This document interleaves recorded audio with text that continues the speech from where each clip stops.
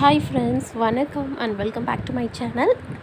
இன்றைக்கி நம்ம சேனலில் வந்து ஓமப்பொடி ரெசிபி எப்படி செய்கிறதுன்னு பார்க்கலாம். வாங்க வீடியோக்குள்ளே போகலாம். இதுக்கு வந்து நான் 1 கப் வந்து கடலை மாவு எடுத்திருக்கேன். 1/2 கப் வந்து அரிசி மாவு, கூடவே கொஞ்சமாக பேக்கிங் சோடா, அப்புறம் தேவைக்கான சால்ட் இதெல்லாம் சேர்த்துக்கோங்க. கூட கொஞ்சம் ஆயில் போட்டு நல்லா பிசைஞ்சிக்கணும். சப்பாத்தி மாவு மாதிரி பிசைஞ்சிக்கணும்.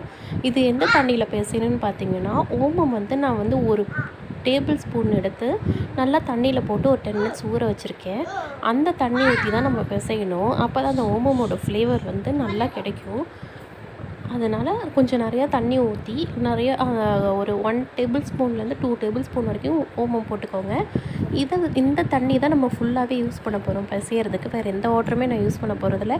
ஆனால் நிறையா தண்ணியிலே கொஞ்சம் ஊற வச்சுக்கோங்க. இன்றைக்கி நான் கொஞ்சமாக தான் செஞ்சு காட்டுறேன். ஸோ அதனால தான் 1 கப் நான் யூஸ் பண்ணியிருக்கேன். 1 கப் மாவு தான் நான் எடுத்திருக்கேன். நீங்கள் நிறையா செய்கிறீங்கன்னா அதுக்கேற்ற மாதிரி ஓமமோட லெவலையும் நீங்கள் இன்க்ரீஸ் பண்ணிக்கோங்க. இது போட்டு நல்லா பிசைஞ்சு சப்பாத்தி மாவு மாதிரி பிசைஞ்சு வச்சுடுங்க. அவ்வளோதான். இப்போ வந்து நம்ம ஸ்ட்ரைட்டாக இடியாப்ப அச்சு இருக்கும் இல்லையா, அதை எடுத்துக்கோங்க. அந்த அச்சியில் தான் வச்சு நம்ம புளிய போகிறோம். ஸ்ட்ரைட்டாக ஆயிலே புளிய போகிறோம். நல்லா ஆயில் வந்து ஹீட்டாக இருக்கணும். இப்போ இந்த அச்சில் போட்டுட்டு அப்படியே வந்து நம்ம ப்ரெஸ் பண்ண போகிறோம். ஆயிலில் ஈஸியாக வரும், ஒன்றும் கஷ்டமாக இருக்காது.